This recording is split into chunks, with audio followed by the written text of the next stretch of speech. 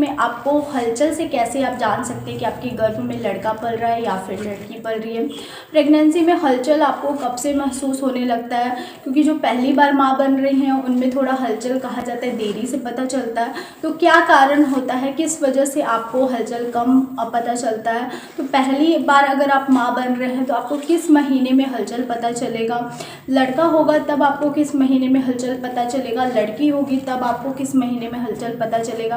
कैसे पहचानेंगे कि आपका बच्चा सेफ है या फिर नहीं है, कब तक हलचल हो। नमस्ते, कैसे हैं आप लोग। अगर आप मुझे पहली बार देख रहे हैं तो मेक श्योर करें कि मेरे चैनल को सब्सक्राइब कर दें, मेरे वीडियोस को लाइक कर दें।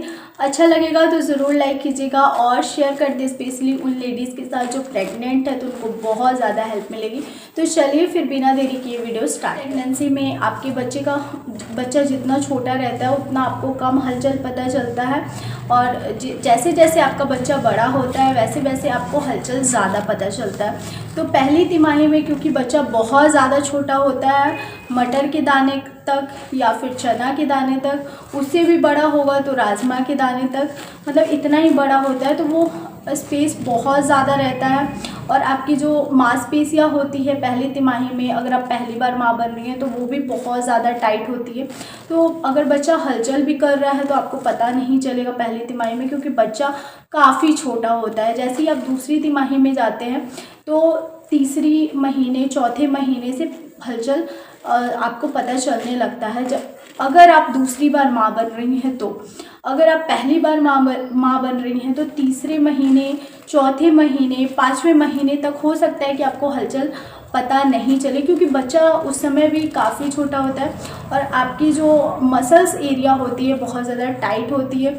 तो अंदर अगर आप पहली बार माँ बन रही हैं तो मसल्स बहुत ज़्यादा टाइट होती है, और दूसरी बार अगर आप माँ बन रही हैं, एक तो आपके पास एक्सपीरियंस है कि आपकी मांसपेशियाँ थोड़ी सी लूज़ हो जाती है, जिसकी वजह से अगर बच्चा मूवमेंट कर रहा है तो आपको बहुत जल्दी समझ आने लगता है। तो इस वजह से भी कई बार दूसरी तिमाही में आपको बेबी का हलचल जल्दी पता लग सकता है। अगर आप पहली बार माँ बन रहे हैं तो आप एकदम शांति से बैठे रहिए, 5-6 महीने तक ही आपको बेबी का मूवमेंट समझ आता है।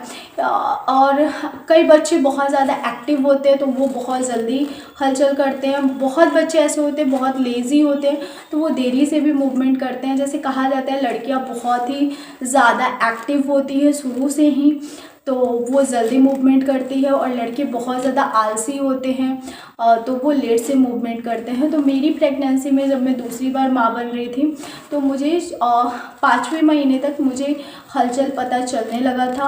और कहा जाता है लड़का लेट से मूवमेंट करता है, तो हाँ, मेरा बेबी बॉय मुझे 5वें महीने तक ही हलचल किया था। और लड़की के टाइम पे क्योंकि मुझे पहली बार मैं माँ बन रही थी, इसलिए मुझे 5वें महीने में ही हलचल और समझ आया था। तो दोनों के टाइम पे मेरा सेम था। आप देख लीजिए, अगर आपको जल्दी मूवमेंट समझ आ रहा है तो आप अंदाज़ा लगा सकते हैं। और जैसे जैसे आपकी प्रेगनेंसी आगे की तरफ बढ़ती है वैसे वैसे आपकी बेबी का हलचल काफ़ी जल्दी होता है, तेज़ होता है, बहुत ज़्यादा स्ट्रॉन्ग होता है। ये भी कहा जाता है कि अगर आपका पोस्टीरियर प्लेसेंटा में बेबी का जो हलचल है बहुत ज़्यादा स्ट्रॉन्ग समझ आता है, क्योंकि जो प्लेसेंटा है वो कमर से होकर आ रहा है, तो कमर के पास आपको बहुत ज़्यादा हलचल समझ आता है। उनके मुकाबले जिनका एंटीरियर प्लेसेंटा वाले बच्चों का कम हलचल होता है, बहुत धीरे हलचल होता है। तो आप देख लीजिए, अगर आपको ये इस पे भी डिपेंड करता है कि आपका प्लेसेंटा पोस्टीरियर है या फिर इंटीरियर है, तो आप कंपैरिजन कर सकते हैं। अगर पोस्टीरियर है तो आपको ज़्यादा समझ आएगा और इंटीरियर है तो आपको कम समझ आएगा। कई बार ये भी बोला जाता है कि पोस्टीरियर प्लेसेंटा होता है तो बॉय होता है, इंटीरियर प्लेसेंटा होता है तो गर्ल होती है।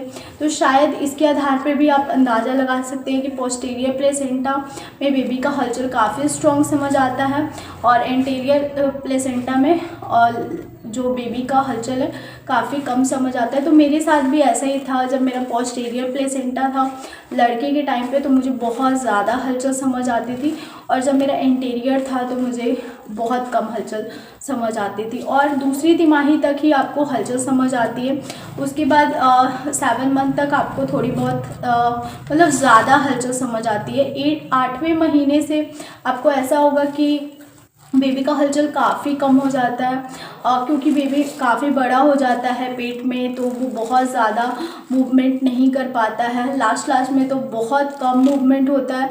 बच्चे का 10 बार काउंट करके वो 10 बार करता है लास्ट महीने में, क्योंकि बेबी का जब हेड डाउन पोजीशन में आ जाता है तो वो पूरा मूव नहीं कर पाता है। तो इसलिए काफ़ी कम हलचल आपको पता चलेगा, वो हाथ पैर ही बस बच्चा हिला पाता है, तो इसलिए काफ़ी कम मूवमेंट होता है। तो मेरी वीडियो को थम्स अप ज़रूर दीजिएगा, सब्सक्राइब कीजिए नीरू ब्यूटीफुल कॉर्नर को। और भी अच्छी और इंटरेस्टिंग वीडियो के लिए मुझे इंस्टाग्राम पे ज़रूर फॉलो कीजिए, वहाँ पे मैं रील्स, फैशन वीडियोस और लाइफ अपडेट डालती हूँ, तो आपको बहुत अच्छा लगेगा। तो चलिए फिर मिलते हैं। आपका कुछ क्वायरीज होगा तो ज़रूर लिख दीजिएगा नीचे कमेंट बॉक्स में। तो चलिए फिर मिलते हैं एक नए और इंटरेस्टिंग वीडियो के साथ। तब तक के लिए बाय फ्रेंड्स, लव यू।